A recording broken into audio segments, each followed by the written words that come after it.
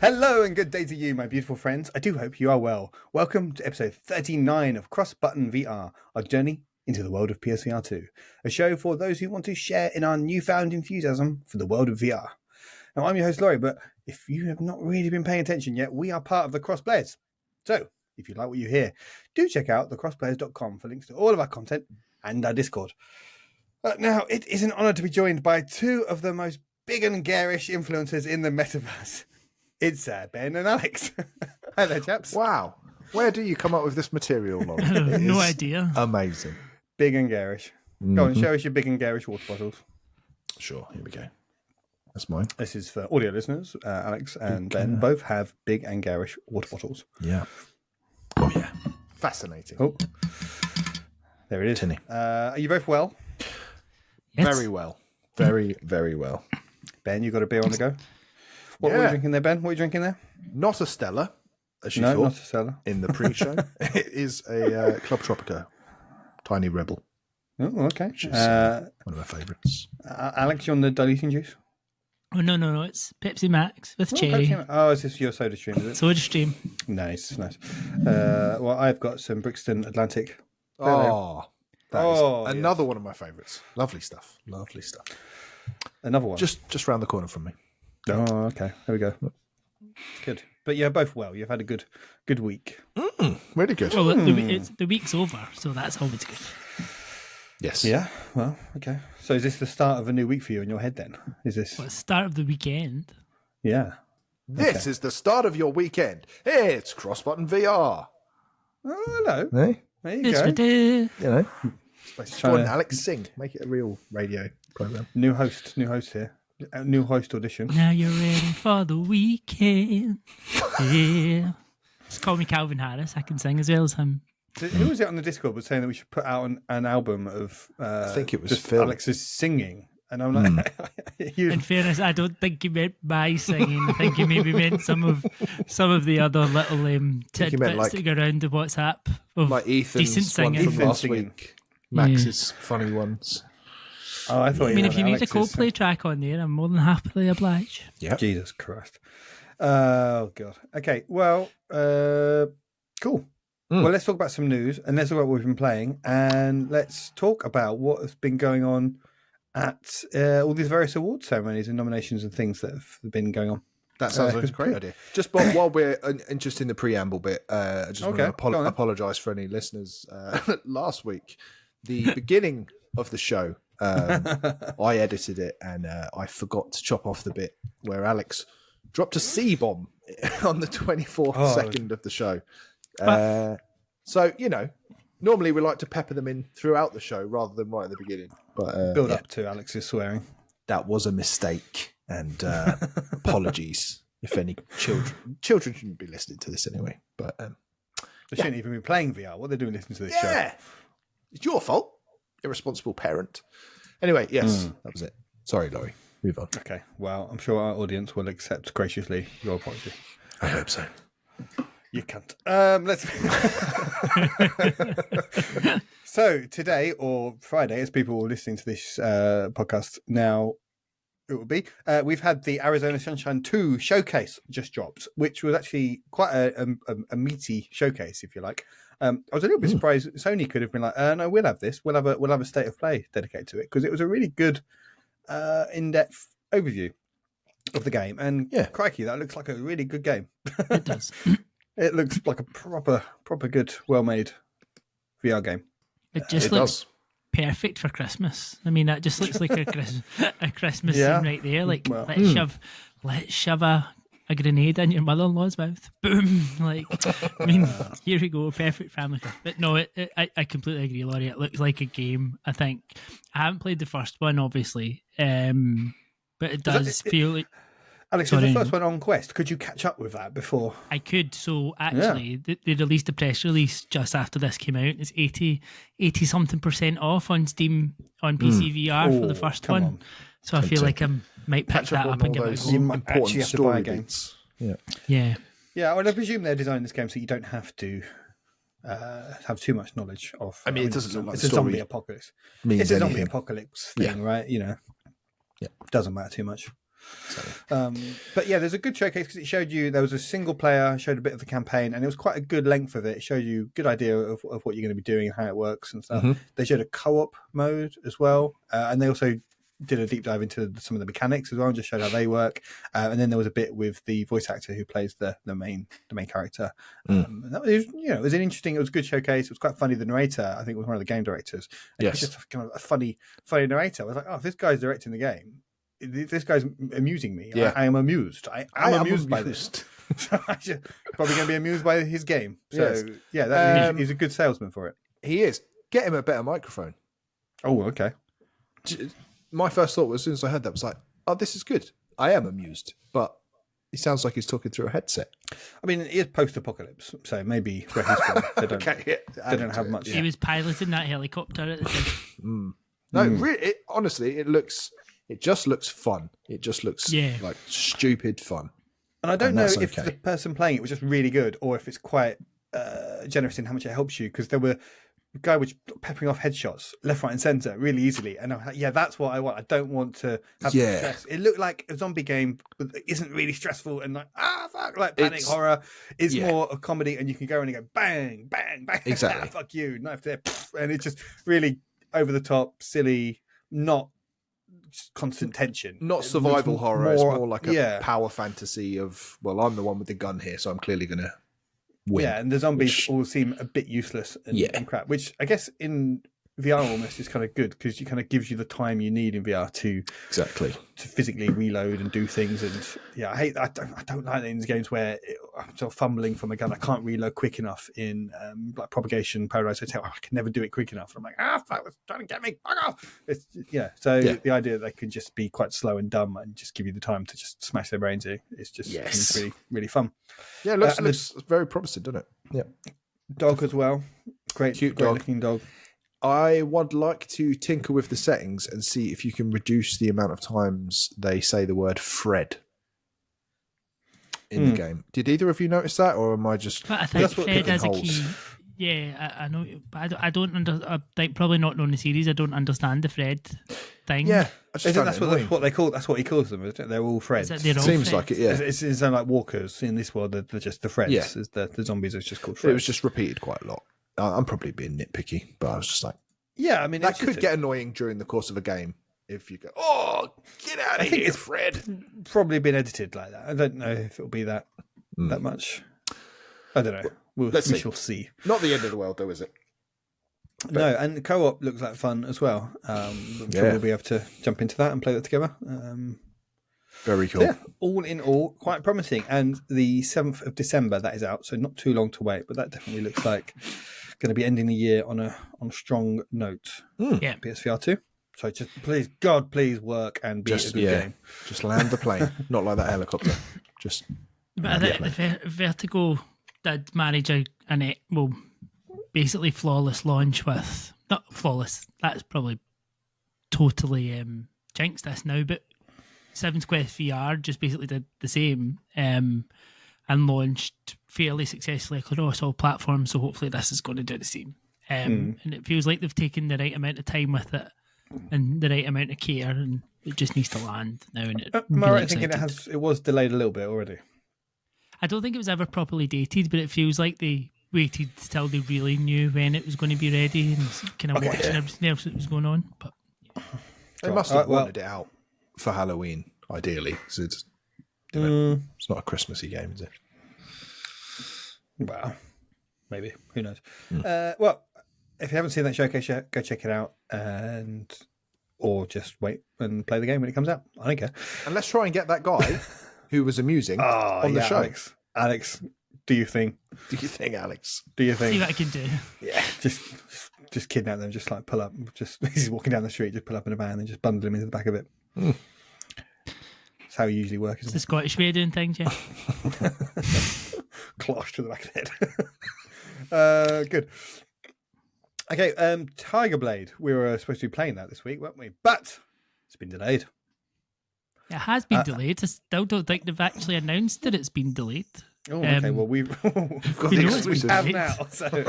Well, it was supposed to be out by now, and they did announce Yeah. to me. So they did. I had been speaking back and forward to them. I don't think they announced it to you. They just told you grandly that it's us.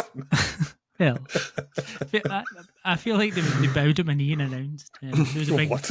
Yeah, doesn't matter. Anyway, so yes, it was supposed to be out by now, but they do hope that it will still be out by the end of the year. They don't want, but although there is a date in the store, I think that's dated in the store is 22nd of December. They aren't. That's not a real date. They will announce a date when they're ready, but they do hope it will still be this side of the year. Cool. Well, let's leave that there for now then, because I'm sure we'll talk about that when it does come out, if it ever comes out, when it comes out. A game which is also due to this year, which is reconfirmed, is Vertigo 2, which we still don't have a date for, but they keep promising there's going to be a date soon. We're very close to getting a date, but we're still promising it's going to be this year. So it looks like December is going to be pretty stacked if we're going to have Arizona Sunshine 2, Tiger Blade, and Vertigo 2 all launching. And there's also that Bulletstorm VR, which I've told you before, that's definitely going to get delayed. That is not coming out in December. Oh.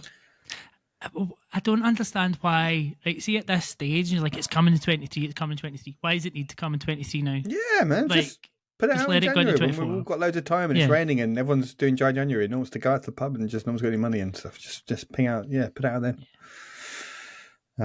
Yeah. Because I don't know. Well, we don't know much about what's coming, but I'm sure it won't hurt some of these games. I'm sure they will have a better time of it because no one. December, people are busy, aren't they? People have got Christmas parties all bloody time, and you can't do stuff. You got to do family shit all the time. You got Christmas. Oh man, get tired just thinking about it. But yeah, January, you can think, right, I've done all my social stuff. I've seen all my bloody family. Now I'm just going to shut myself off into my virtual world and just go bludgeon some zombies in the head. It's not even just that. I mean, if you actually kind of step back and think about it, think how many games between us we need to catch up on for the number of games that have actually launched. Never mind what's still to come. So take the time. Well, I've got loads of really big games that I'm playing, like Spider-Man 2 and Cyberpunk in the middle of, and I've got Assassin's Creed Mirage and Hogwarts Legacy all queued up to play. So the 24 release schedule at the moment, there's not really anything there that I want to play on the main PS5, which I'm like, good, stay that way, because I want to play all these games I've already got. I want to go back and play Alan Wake 2. I want to probably play Baldur's Gate 3. I want to all this stuff from this year that are going to take me years to get through. So yeah, if not a single game ever releases for the rest of the PS5 generation, I don't mind. Although I suspect others will. But let's move on. The Ghostbusters mode, we've been talking about it a few times over the weeks. It's got a new mode out now, Heist and Seek. Which I've not had a chance to play yet. Alex, have you jumped into that one yet? No, I think it only came out early this morning, so no, I haven't had a chance to. What have you been doing all day? Working. But yes, we do. It's good to see more content coming already. I think they've listened and realised they had to get some extra modes out there as quickly as they could. Mm-hmm. So hopefully we get some more. So this one, whereas the others is more co-op, this is PvP. So it is the first kind of competitive type mode. It's like Ghostbusters versus Ghosts, essentially. So be interesting to see how that one lands. I haven't seen much about it yet, but good to see more content already, and hopefully it continues to flow. Yeah, and it's good. Like you say, this has come out quite soon after launch. Hopefully there'll be another mode they've already announced. Hopefully that comes in the next few weeks as well, and they can start to expand the game because it definitely needs it. Although for me, I don't know these extra modes are going to cut it for me. I think I want something a bit more meaty and something more. If I'm going to do my busting, I want something a bit more meaty to bust. Wow. Speaking of meaty marshmallows, experiences, Lewis. Freudian slip. Yeah, the other Scottish presenter we have. Speaking of something, I've lost the Assassin's Creed Nexus is out now, and that has reviewed very well. And it's obviously not on PSVR2, so you might think, "What the bloody hell are you talking about it?" It's our show. We want to talk about it, Alex. I want to talk about it because this is a huge tentpole game for VR in general as a media. This is a big go, and we must presume that at some point it's going to come to. I cannot believe Ubisoft would make a game and not bring it to PSVR2 at some point in the future. They've obviously been given a truckload of cash by Meta to just not talk about any future plans and stuff. It's a Quest exclusive. Fair play to Meta. They've got the Quest 3 now. They want to have a big game to release that as a big kind of killer app for it, and this looks like it is that. I'm supremely jealous. I would really love to play this. I'm a huge Assassin's Creed fan and have been since the start. So it pains me that I cannot play this yet. But I'm pleased that it's turned out really well. More than anything, though, I'm just glad that it's a big, high-profile game that the normal people are paying attention to because it's Assassin's Creed, because it's Ubisoft, and it's getting decent reviews, and it's a game that sort of cuts through the zeitgeist and is noticed and talked about. Yeah. And I mean, that's exactly what it is. It is the killer app for Quest 3 at the minute. You put that in this headset and you look at it, I'm like, oh, this is good. See, for this being see, when you look at, if you've seen this on a standalone headset, you're like, that's impressive. So when this comes, and it will come to PSVR2, there's no way on earth they don't eventually get out of whatever exclusivity deal they're in here and release this on other platforms, but this is a good game. And I've only played an hour, I think, at the minute, because they didn't put codes out for most people until launch, and I didn't get a chance to play it last night, so I've only managed an hour today. And it is Assassin's Creed. Like, ultimately, you are, it's classic Assassin's Creed, though. It's not like, although it is kind of open world and it has that Ubisoft collectathons, collectibles and all that stuff in it, as you, as the assassin, plotting your way through these different zones and missions, whether it's through the parkour elements, whether it's through stealth, or whether it's through combat, and it feels amazing. Like, you are the assassin and you have a body. That's the first thing that kind of struck me. Like, we've talked about this before, and just having hands or having a full body. So when you're Ezio, you are Ezio. You see your Ezio suit. You've got all of that in there, and it's based around three of the assassins. You've got Ezio, Connor, and Cassandra. So you've got three different stories to kind of play through of them, and it's a big game. So, like, reading through the guide, it's like 15, 20 hours of VR game, but it's mission based. So it's not like open world, although there's open world elements and collectibles and stuff to do. It's like mission based, so you can go and play a bit at a time and progress it over months rather than necessarily sit there and spend hours and hours and hours at it at a time. So I think it's well structured for VR that way, and you can tell in the way you see some of these videos and some of the developers talking about it, you can tell this has been a passion project. You can tell the care they've put into it. You can tell they wanted this to be that proper assassin feel to it. Like, even just the slight flick of the wrist with the controller in your hand for the hidden blade to pop out. Like, all those little touches to it, and then the anime stuff, and then some little puzzles and touchy puzzles that you go in and do, and it's good. It's good. I think this is what VR needs. It needs these big tentpole IPs to get decent VR entries for the world to be like, okay, we need to get VR because I want to play all of the Assassin's Creed games, so that means I need to get this. I think, if Call of Duty started doing something, if there was some sort of mode you could play FIFA in VR, if that's what it's going to take to make it more mainstream, is to get these big mainstream games and just have some sort of VR adaptations of them.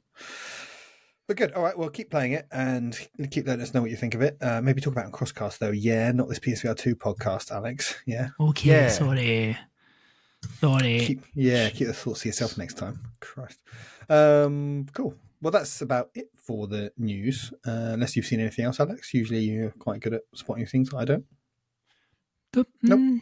Nothing off the top of my head. Among Us VR available now to pre-order. Wishlist. Yeah. Wishlist. Oh, So I'm excited then. Available now.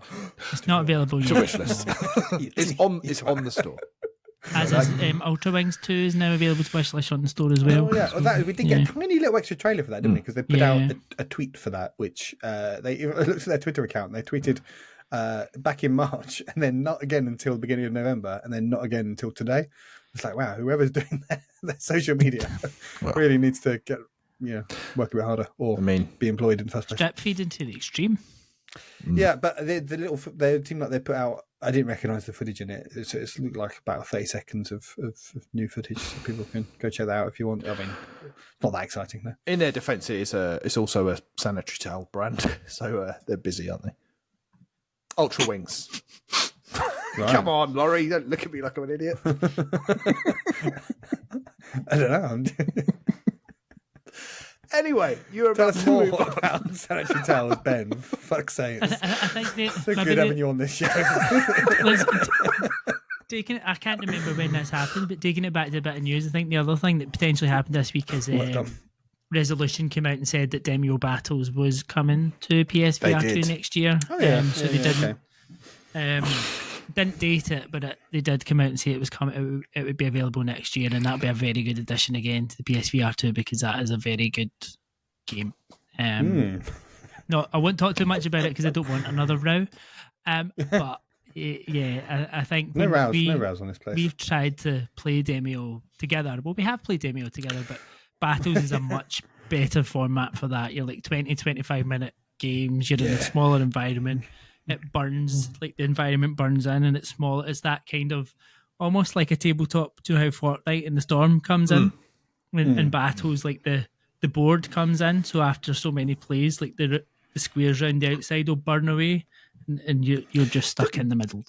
Demio it's just too fucking hard for me, man. I just replayed a few rounds and I've never come anywhere near to beating each round. I'm like, and it's a long game. I mean, I put the time in and then I die. And that's if I was any good, if I'd ever played D&D, I probably would get it more and I'd be a bit more strategic and I'd understand the rules of the game better.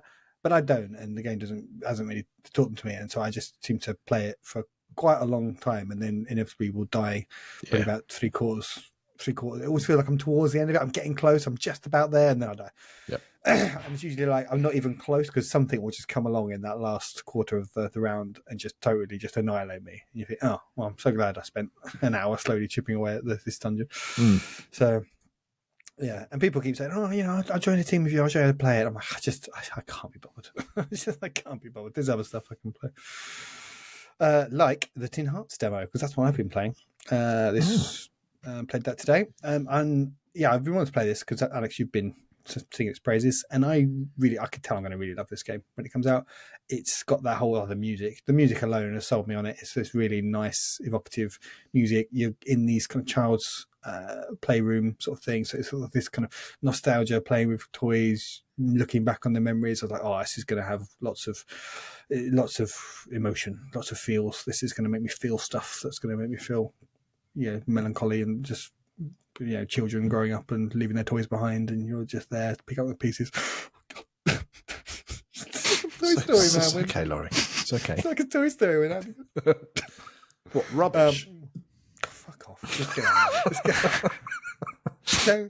Don't come on the show. Don't diss Toy Story, Ben. Start talking about cartoons. Let's start slagging off Pixar. All right, back to let's not slag the cartoons.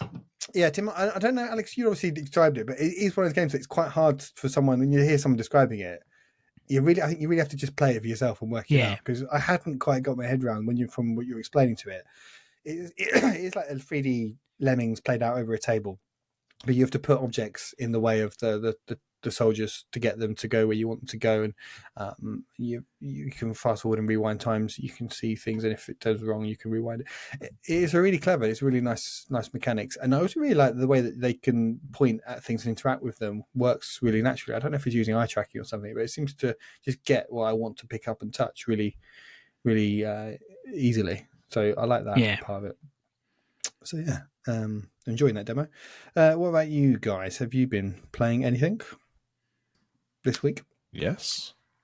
Well, tell us, please. I have been. I've jumped back into Horizon Call of the Mountain. Ooh. Taking it back to basics, and also, well, we'll get onto the award show stuff, won't we? But I just thought spoilers. Just a little teaser there. Obviously, trying to get back into VR. I thought this would be a good one. That's the game. Actually, because it's got a lot of comfort things, hasn't exactly, it? Exactly. And I even got to a point where the vignette was just too intense. And I was like, I don't need this. I'm a pro. I'm on a VR podcast. So I turned it off. So I took it down to medium.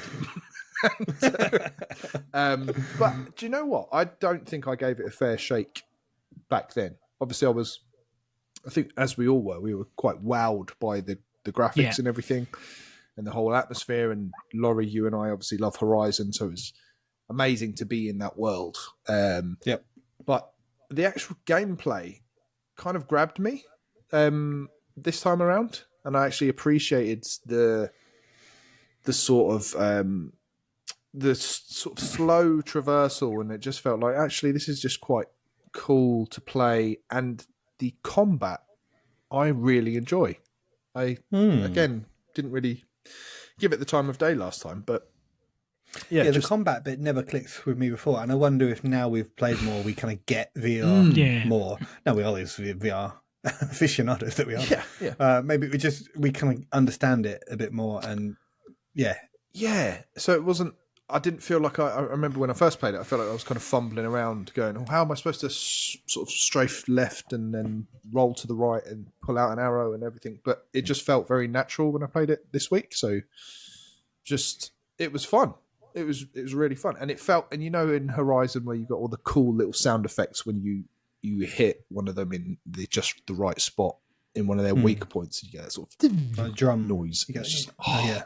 And it's just deeply, deeply satisfying. And I'm actually really looking forward to playing more of it, which is a good feeling, to be honest, because I was a little bit worried after that little wobble where I didn't play for a couple of weeks. So it's definitely one that I've been wanting to get back to. And I knew when I played it, I was like, this is really good, but I want to play all this other stuff that we've been given access to when I play it. And I've never got around back to it. And it's always like, it's fine because it's not going anywhere. It's still going to be a technical marvel in a year from now. Still going to be something I want to play and get through to. I think when I played it before, I got about a third of the way through it, but I think I probably will want to start again from the beginning. Yeah, if I restart it, just to see the whole thing again from scratch, because the story was a bit confusing. So I'll start that opening again. But yeah, good. I'm glad you enjoyed it. It was definitely a victim of our newfound enthusiasm for VR, wasn't it? Because the three of us went in and jumped back out as quickly as we went into it. Just, as you say, because of everything else that we had to play. And probably from that point on, we've probably been guilty of being a bit dismissive of it. Definitely. At times. Definitely. But I think it's worth giving it another fair crack of the whip, as they say. Yeah. Good stuff. And Alex, you've been jumping in. You've been jumping in the Discord, haven't you? You've been arranging some games with friends. Yeah, we had I had some time with the Phils, some lovely time with the Phils. Both nice Phils. Let's not call them any names this week. And we played some walkabout mini golf, which we like to do on occasion. It's always nice to jump in for a few rounds of walkabout mini golf. So I think we played. Phil 2 and I played 3 rounds, and I think Phil was in for the middle round, so he was a little sandwich. And I won all 3. Sorry, I won 2 and Drew 1 because Phil bottled it in the middle round that he played. He was 3 shots up into the last hole, and we ended up tying because I played a good hole and he played a bad hole. So, but walkabout's just fun. Like, can't go wrong with walkabout mini golf ever. Like, really. And then the new course is coming. They announced that was probably, we didn't have that in the news. The Meow Wolf course is released on the 7th of December. And this feels like one of their biggest, or one of their most ambitious courses to date from some of the stuff that they've showed of it and some of the the behind the scenes information and that they've shared. So excited about that. That's all kind of like neon multicolored, isn't it? Yeah. So he spoke about it when he was on the show, didn't he? That one. So yeah, cool. Yeah, that one looks really cool. Yeah, and the Discord, we talk about it. We say all the time, people, join our Discord, jump in if you want to have someone to arrange play games with. But we're not just saying that. You guys do that all the time, and we do that. It genuinely happens. And there are people that, if people feel like, oh, I'm not going to know anyone, I feel awkward, I don't want to play multiplayer games with people, just jump into Discord, just start chatting, just talk to people. People just join the games. You guys play Walkout Mini Golf all the time, and everyone is welcome to join in. It's always fun, and it's just such a brilliant game for it. It's such a great game, because even if people just don't want to chat and just want to just get their head down and just take their shots, you're still welcome to do that. But yeah, this game, I think, of any game, if anyone picks up a headset, you've got to get Walkabout Mini Golf and find some friends and try and encourage some mates to pick up a headset and get this game as well, because it's just such a great game to hang out with friends in. So we do have a lovely bunch in there. There is a lovely bunch of guys who'll jump in and play with you. I wish we had this game during the pandemic. It would have been such I would have been in this every night. Yeah. It would have been such a good place to hang out with people and feel like you're just outdoors and being social. Yep. Probably would have saved me from having a third child. But here we are. well. But yeah, without want to be wrong hole. Thank you. Without wanting to be all York tittle about it, it's that social side of game. This kind of brings that to life in terms of you're playing a social game with people, you interact with people, you're doing a fun thing whilst you're doing it. It's such a great advert for gaming, I think. Definitely. Wholesome. It's just wholesome. It's so wholesome. With an H. Wholesome. Just like you, Ben. So wholesome. Wholesome. I see what we did there. See? With an H. Yeah. Wholesome and funny. Cool. And you two, cheeky little devils, have been playing... Well, you've not been playing something new. You've been playing on something new. Great tell. Tell us. Show us, maybe. I got a new DualSense and an Android tablet and a clip to hold it all together and some headphones so that I could play remotely on my... No. Yeah, I actually, someone really helpfully on Twitter just showed me a 50-inch TV that's £210. So I bought that, and I sit there with that on my lap. But You're fucking idiots, man. Yeah. What are you doing, right? Someone on the internet told me it was silly to buy a PlayStation Portal. Yes, this is, of course, the PlayStation Portal. For anyone that's never clue what we're talking about. You two are both the proud owners of PlayStation Portal. Alex, hold yours up. Come on. Give us a wave. Give us a wave. Oh, look at that. This is such a nice shiny device, isn't it? It just, I mean, the DualSense is almost me reflected on it. Oh, I don't know that. A bit of Starfield there in the background. The DualSense, it is hands down my favourite controller I've ever used. It's such a satisfying controller. So to have that recreated, because that's why I don't like remote play normally, because, to have the controller and the screen... People say, you can attach the screen or the iPad to it, but it just feels shy. I've tried it before. You can't hold the controller, then you have to stand the screen up somewhere like the iPad. Or if you try and attach it to the controller, it just really gets become uncomfortable very quickly because it's not balanced properly. It's just too top heavy. So the form factor of this looks so nice to play. It's and just the screen great. looks. It melts away, like the fact that you forget you're playing remotely. You just catch yourself. Oh, I'm playing a PlayStation game. Oh shit, this is remote. Like it doesn't. It just feels not compromised in any way, like every other remote play solution is. Notwithstanding the Bluetooth emission, which is crazy, but everything else is just for my personal way of playing, and I'm but I can barely be bothered to put the VR headset on. I'm so knackered when it comes to nighttime, but kicking back on the sofa, playing on the PlayStation on an 8-inch screen rather than bolt upright here at the desk or sat in front of the TV is so much more comfortable. So I appreciate it's not for everyone, apparently. But for my style of playing, it's ideal.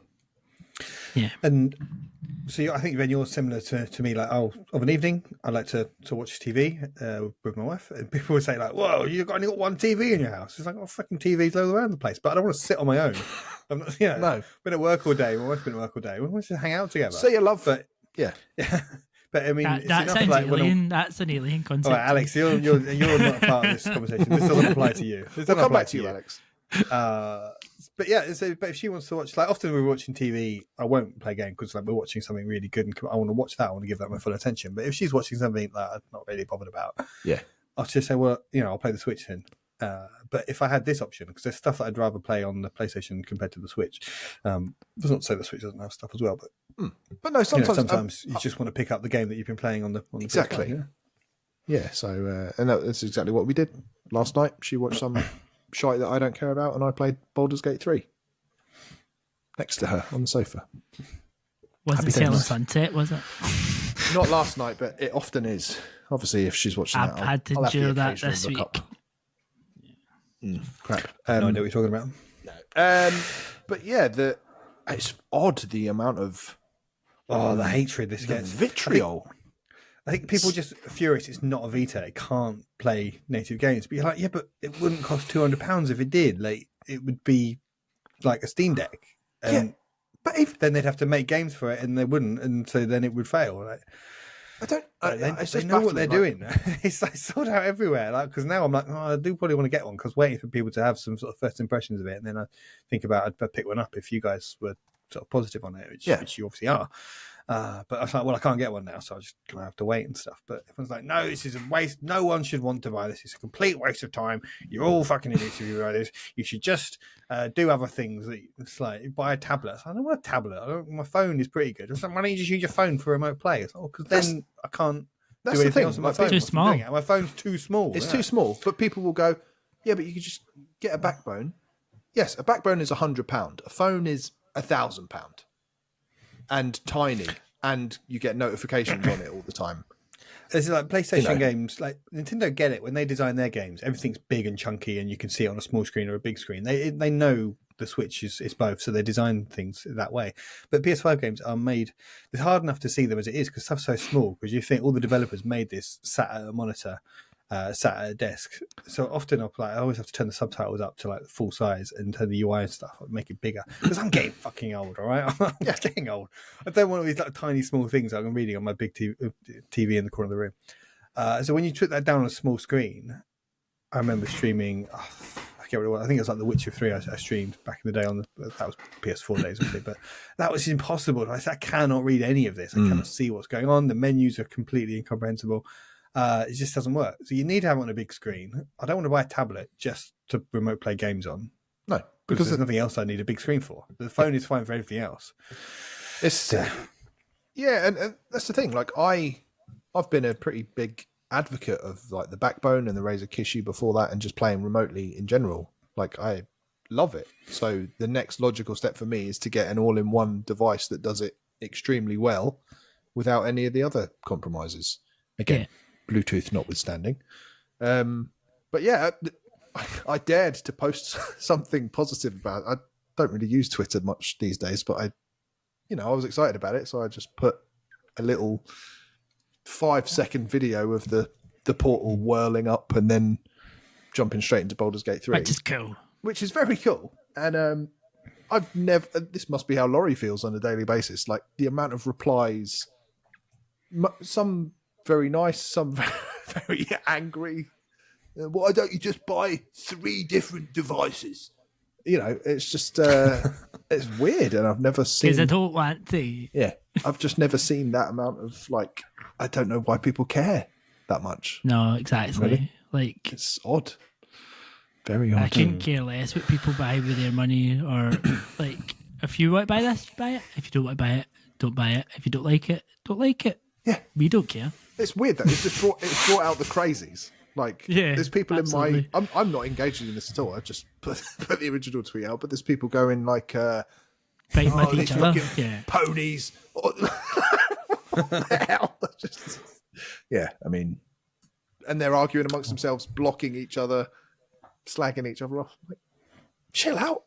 It's like a £200 bit of plastic. Welcome to Twitter 2023. Crazy. Where can people follow us? On Twitter?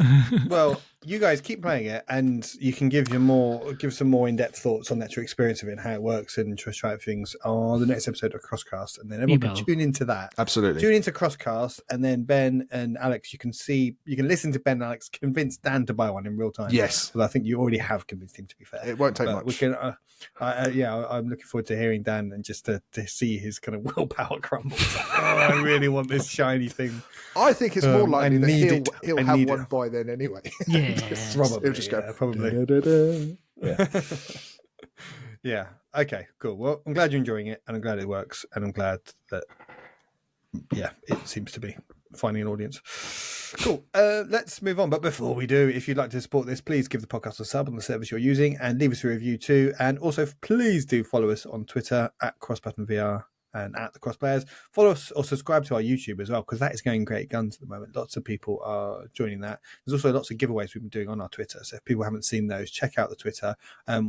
Developers seem to be helping us and supporting us and stuff and giving us away lots of codes. Alex, are we doing one at the moment? Is that still going? Is that still going to be? Presume that'll be finished by the time this episode goes out. It'll just have finished just before this episode comes out. We tend to run them if we have giveaways to run. We tend to run them Thursday to Monday. Just for a nice little weekend giveaway. We did Barbaria, didn't we? And we're doing Galaxy Car at the moment. Yeah, and we had Peaky Blinders as well, so we have hit quite a few in the last few weeks. So do check out our Twitter if you're not. It's just got a good chance of winning something there because we have multiple codes to give away.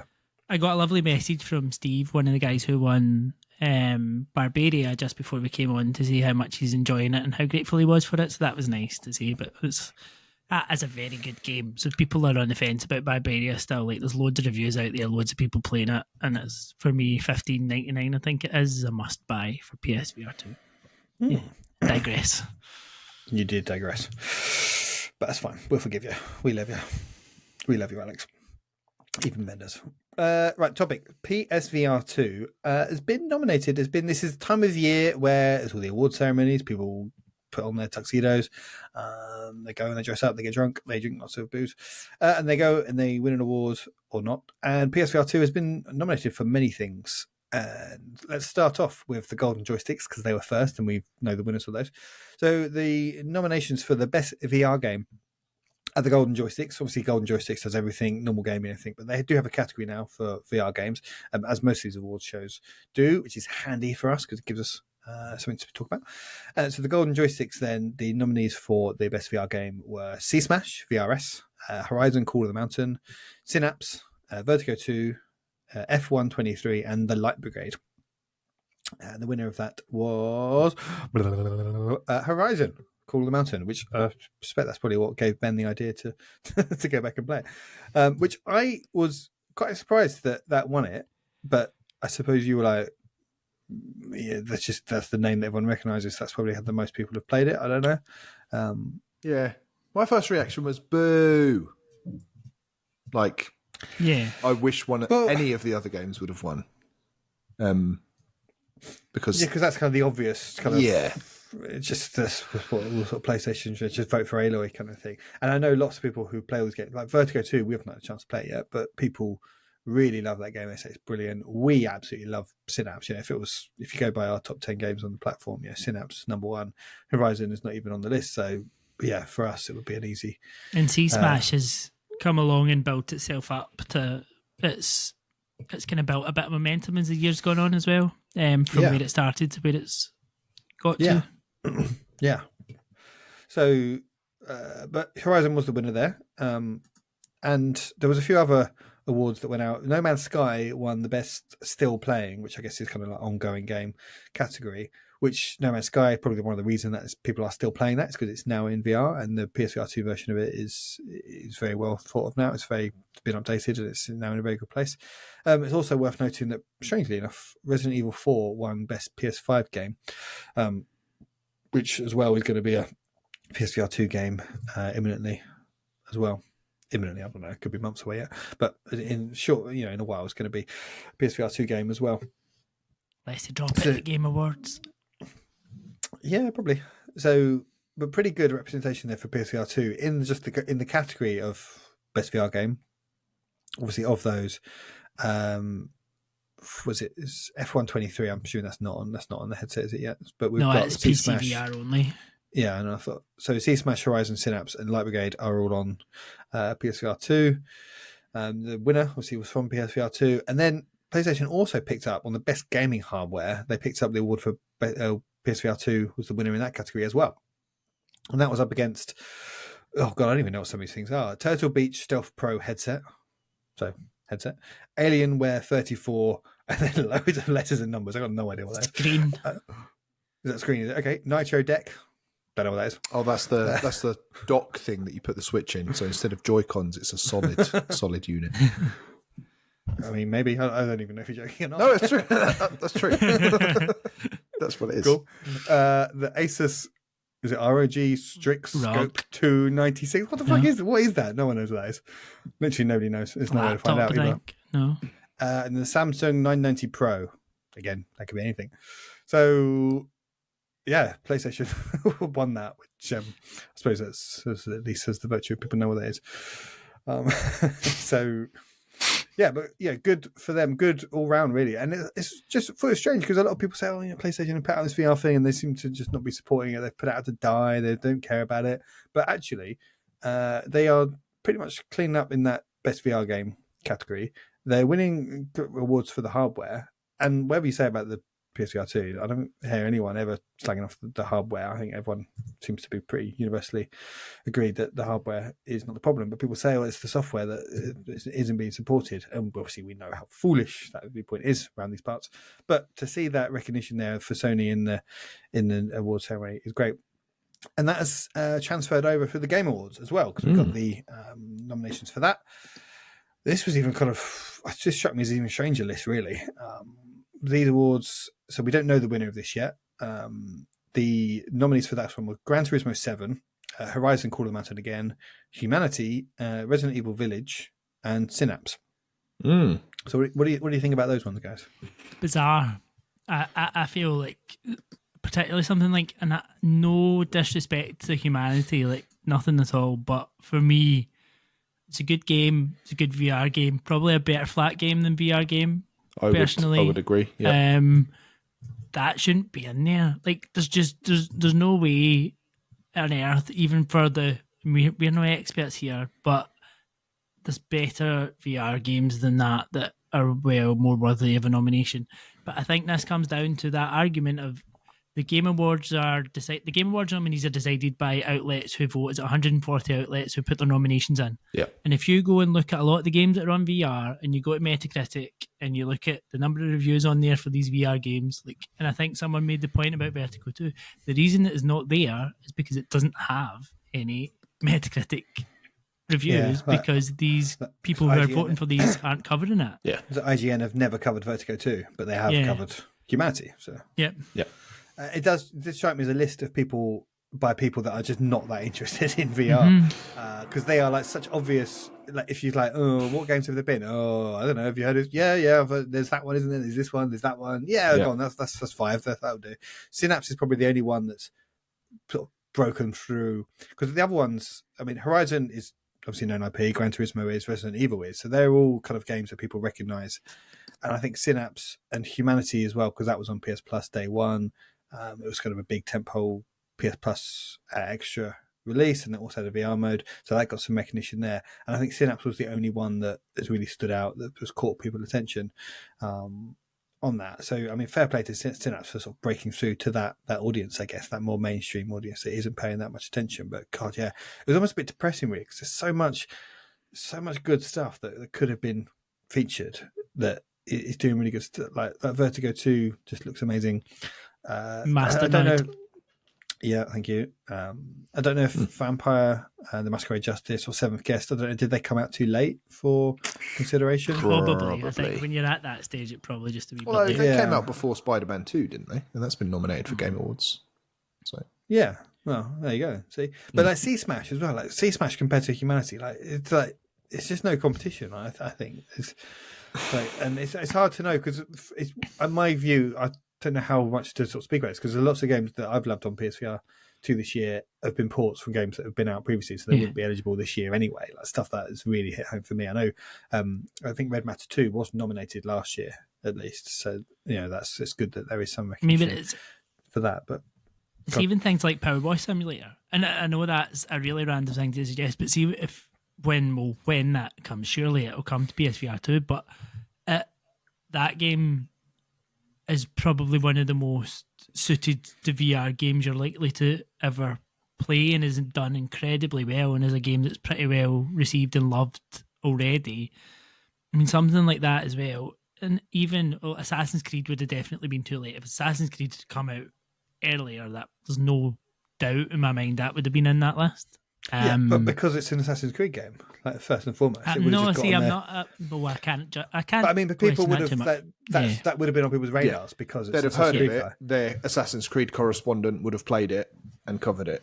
But it's a problem. But look, that's still a strong list of games, even if we're overanalyzing it. And I still think it's a strong list. GT7 will win that, I reckon, because I think that's had the most Like it's almost shifted the perception of that game, and that game is a massive franchise in the first place. That was the game that sold us on PSVR2 to a large extent as well. So I kind of hope that wins, or Synapse obviously as a favourite. It'd been lovely if Synapse won, but I agree. I think GT7 will win. Yeah, and I mean, whatever we'll, like you say, we're overanalyzing a little bit, but it's still a great result for Sony to put out this headset and then sweep the board essentially with the VR category nominations, which just kind of blows my mind really, because Quest there's so many games that are coming out for Quest. Quest is the leading VR platform in terms of that's where you can play the most games. I mean, you can argue about kind of the quality of this because it's on a mobile hardware, so you can argue about that, but that is still, I think, that most people are playing games on the Quest. There's probably more games available there, more games released there than anywhere else, and to not get a single nomination, I think Meta must have been really annoyed by that, and they need to think about how they can get their games more onto mainstream outlets, covering them more. They need to, if it needs, I don't know, they just help sponsor or give them money to cover them, really. I mean, some of those smaller games, I mean, that's why we're here. Like, ultimately, our purpose as a podcast is to get as much of a spotlight onto these smaller games as we can, which we try our best to do, and we hopefully do a good job of. But I think as well, from the Meta perspective, there's been a bit of a timing element in it as well, because their big hitters are coming now. So you've got Assassin's Creed, you've got Stranger Things in a couple of weeks. You then have Asgard Wrath 2 on the 7th of December. And they really back-ended their big games, which is probably, but whether that then gives them a good footing going into next year as the momentum builds up in the Quest 3, and hopefully the Quest 3 pushes the VR2 and we get to see what's coming down the line for that as well. It should hopefully set us up for an exciting 24. And 23 has been probably criticised for not having that much software, particularly on VR2, when we know fine well it has. But maybe we will start to see the bigger names come next year and kind of bring a bigger spotlight to the lineup and all. And I feel like that's a bit of, I can't talk tonight.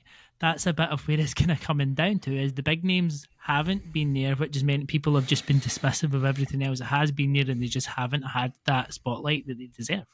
And you kind of need the big hitters to come along, and a bit like the mainstream gaming, where it's all the AAA, and then indies AAA's kind of got so crowded. Indies are the ones that have started to stand out, and you hope the same kind of stats in VR, that the kind of AAA or the big titles come along, and then it gets a bit, they all maybe get a bit samey, and that's when the little games do start to shine and start to get the recognition that they deserve. Mm-hmm. Yeah. Well, we'll see. We'll see how it goes.